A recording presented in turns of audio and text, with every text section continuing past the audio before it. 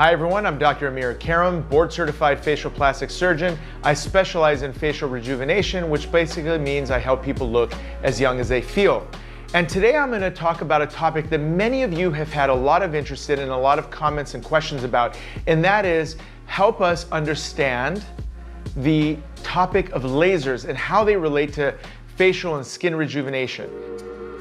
I know lasers in general are a very intimidating and difficult subject to understand because it's really, at the end of the day, it's a physics concept that is applied to aesthetic medicine, and there's a ton of different lasers and laser varieties out there, so it makes it extremely hard for you as a consumer to decide specifically which laser is right for you and for what types of problems that they correct. So instead of looking at this as a broad marketing approach, we're going to look at it from a fundamental approach to put you in the driver's seat so that you can decide specifically based on your own concerns which lasers are right for you.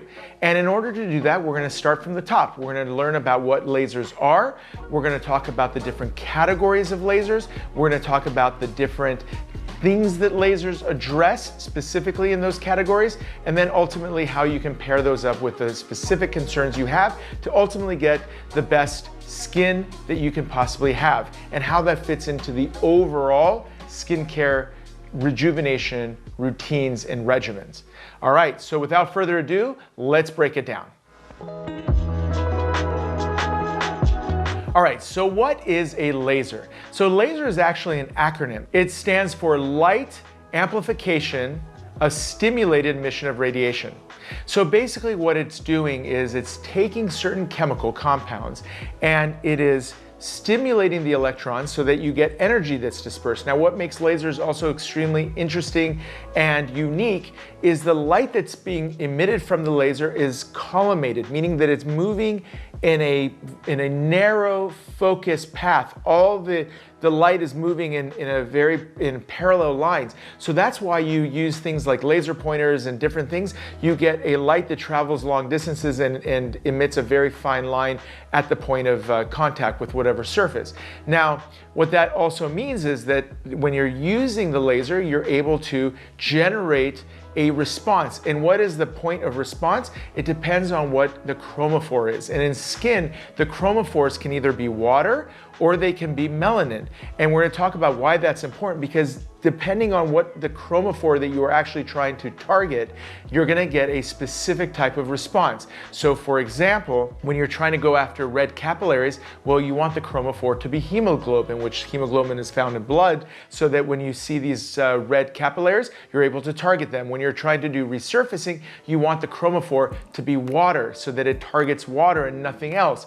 And the same thing goes for pigment. When you're trying to address pigment specifically, you want it to go after melanin, which is what basically creates the sun damage and patchy discoloration that you see in skin. So it's beautiful physics, it's beautiful science, and once you understand it and you're able to harness that understanding, you're able to very clearly understand, hey, when do I want to do a CO2? When do I want to do an erbium YAG? When do I want to do a pulsed dye laser? When do I want to do IPL? It'll put it all into perspective, so you're not just shooting, blindly at different treatments based on what you've heard from your friends or what your local medical spa or dermatology practice or plastic surgery office is describing as the latest and greatest treatment that's available.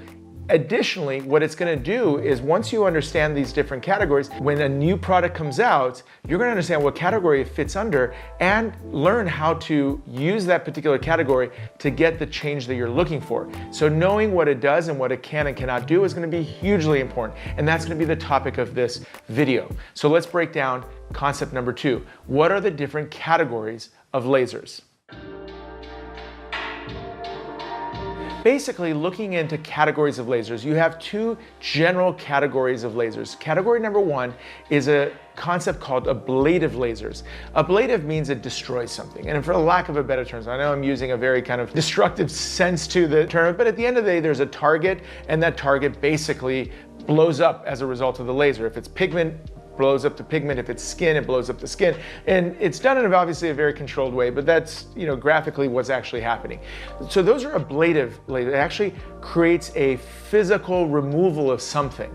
Now, non-ablative lasers, effectively, what they're doing is they're not damaging the surface of the skin whatsoever.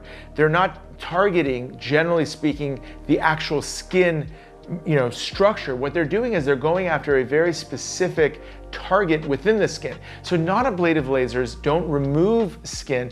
In fact, what they just do is they target typically pigment and things that are related to structures of the skin, such as red blood cells that are found in capillaries and pigment. So non-ablative lasers do not remove the surface of the skin. Ablative lasers remove the surface of the skin and whatever else happens to live in that space, right? Okay, so now that we know ablative and non-ablative, because you're going to hear these terms out there, now let's talk about the specific types of lasers that fall under each of these categories. So under the non-ablative category, you essentially have things like IPL, Cyton BBL, which is just a term for broadband light, and IPL stands for intense pulse light, similar but slightly different concepts. Then you have pulse dye lasers that are focusing on the pigments that are related to the reds, like capillaries, etc. And then you have Nidium YAG, which is a ND YAG laser that focuses again on structures that are in the middle of the skin, typically a lot of structures like red blood cells and things like that that are going to be focused on that. So those are the terms you're going to hear. You're going to hear ND YAG, you're going to hear of pulse dye, you're going to hear of IPL, you're going to hear BBL. Those are lasers that are going to be used typically for pigments. Okay, so under the ablative category, you primarily have two.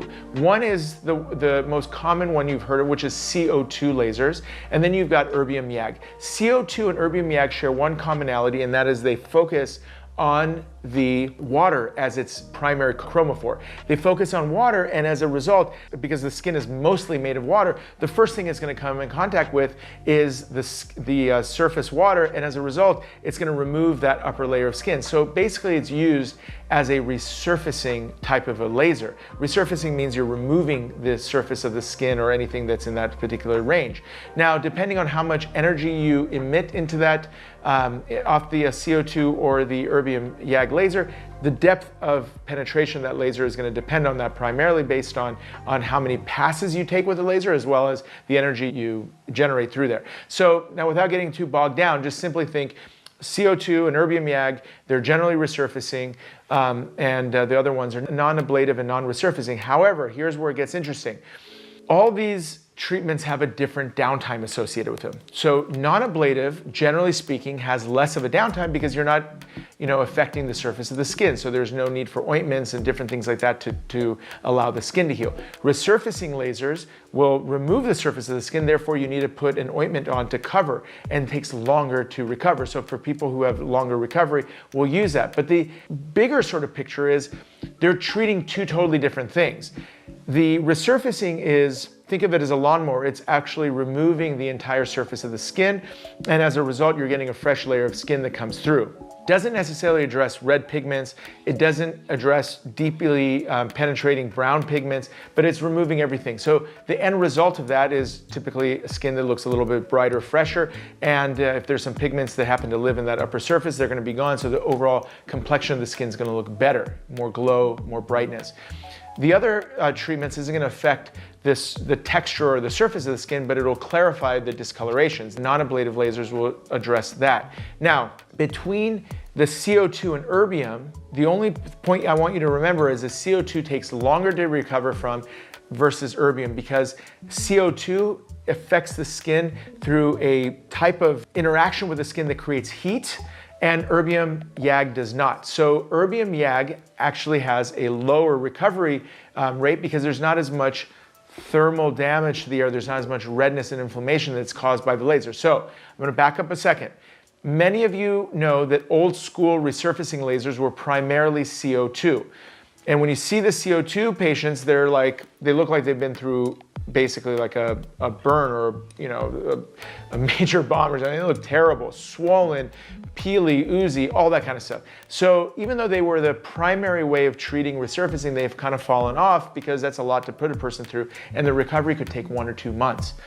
Erbium YAG that's designed by Sciton and some other companies is the particular resurfacing laser that I use, and the main reason is because the recovery is like 14 days and it does everything that we want it to do, which is removing the top layers of the skin, but it does it in a very precise way so you know exactly how deep you're going, and as a result, 14 days is not a lot for somebody to recover from, especially if they're undergoing surgery. So I combine those a lot. I do a full resurfacing plus the laser. Now, let's take a step further and let's kind of back up for a moment and let's talk about another category of laser, which is called the fractionated variety. Fractionated means if you take the entire surface of the skin, the laser is only treating a portion or a fraction of it. Because at the end of the day, most people can't take a ton of downtime. It's hard for somebody to take 14 days to recover from a laser. So as a result of that, the laser manufacturers came up with a new category called fractionated, which just addresses a portion of the skin. So think about it as like little dots of laser being put throughout the skin, leaving bridges of intact skin around it so that it heals much faster. So it's a blend in a way between, or a compromise between an ablative and a non-ablative laser. But at the end of the day, because only 15, 20, 25% of the skin is being treated with each treatment, you recover much faster. In many cases, you don't even need any ointment or any of that type of thing. But the caveat is you're going to need to do it more than once. So typically 2 to 3 sessions is necessary to get enough treatment to the skin so that your skin looks better. So these are brand names that are very popular, like Fraxel, Pro-Fractional, again from Sciton. And the difference between those two is Fraxel uses CO2 and Sciton uses the Erbium YAG. Now I'm going to take one step further and give you another category, and that is a concept of a hybrid laser, where the combination of the deeper non-ablative laser is used in addition to an ablative fractionated laser, so that you can kind of, in a way, kill 2 birds with 1 stone. You can get some of those deep pigments taken care of while getting some level of resurfacing. So basically this is how it works. Brand names: Halo from Sciton, Fraxel, they have several different types of Fraxels, but the Fraxel lasers will do a hybrid type of an approach. And as a result, you get kind of the benefits of pigment control and resurfacing, so the overall skin looks better. But again, you're going to need a couple to 3 treatments of that. So let's quickly review. We've got non-ablative, IPL and BBL, ND-YAG and pulse dye. You have the ablative, which is going to be your CO2 and your Erbium YAG. Then you've got full field resurfacing, which means you cover the entire surface of the skin. That's CO2 and Erbium YAG. And as we mentioned, Erbium YAG has the advantage of being less downtime versus CO2, and most people don't do full field CO2 anymore anyway. And then you've got fractionated, and then you've got hybrid. And basically those are the different categories that you can choose from. Now, how do you decide what treatment is right for you? So let's break it down like this. If your primary issue is texture, you've got deep lines, you've got a lot of dullness on the skin, your skin feels rough, well, guess what? Best way to treat it is a full field resurfacing. I highly recommend getting all that skin off, getting a fresh new layer to come up. That's great. So my weapon of choice there is the Sciton, either nano peel, micro peel, or contour tiara, which these are just different levels of depth, and again, different levels of recovery accordingly. But removing all that dead stuff means that the top layer of the stratum corneum gets removes all the dullness, all the dead layers of skin that exist there, and as a result you get this bright, fresh glistening. I think of it as kind of you're taking off the top peels of an onion, so you get that glistening layer again. So that only happens with full field resurfacing. Then, if you don't have the downtime and you don't want to go through ointment and all that kind of stuff, you'll take on a hybrid approach or a fractionated approach. So that's where you're going to go through several treatments, but you're going to space them out every 2-3 months or whatever it might be, and you're not going to really go through major recovery, but you're going to still address your skin. So over time your skin will get a little bit better, but not all at once. But you don't have to go through a big recovery and take time off of life and work and all that kind of stuff. Now, if you've got your primary concerns are red pigments, brown pigments, sun damage, that kind of thing, but your overall skin tone and complexion are good and you really don't want to take downtime, your choice is going to be the BBL from Sciton or the IPO from a number of different manufacturers. And that's going to address that very well. Like dark pigmentation, sun damage. I mean, 3 or 4 treatments with an IPL or a BBL, so much of that is gone and looks great. Now here's where it gets sort of interesting. If you've got thicker, bigger capillaries, for example, you might not be able to use the IPL or BBL to totally get after it. Even though they're great for red pigment, you might need to move up to a pulse dye laser to get after those kind of deeper and more heavy looking capillaries. But again, now you know what works. You got these little capillaries around your nose, you got capillaries on your cheeks. It might be best to use a pulse dye laser for those. You've got brown pigmentation, it's going to be IPL. You've got tone and textural issues, you're going to go full field resurfacing. Now you kind of have an idea of where all these things generally fit together. Now, final point here. I don't want you to think about lasers, and this is probably one of the most important things. I don't want you to think about lasers as the end all for skin treatment, and too many people think of it this way. So what I mean by that is this. A lot of my patients think that they're doing all the right things for their skin because once or twice a year or 3 times a year they get some type of a laser. That's like taking a boot camp. That's like doing a boot camp 3 or 4 times a year or twice a year, or whatever it is. What about all that time in between? That's not how you treat skin. The way you're going to treat skin, and you're going to hear me say this over and over again, but the way you're going to treat skin is you're going to get after it on a daily basis. So that basically means daily sun protection, because even if you wipe away all the pigment with an IPL or BBL, guess what? They're all going to come right back because the cells are still producing pigment. But skin care using things like retinols and vitamin C and non-hydroquinone lighteners, all that that's decreasing the production of melanin.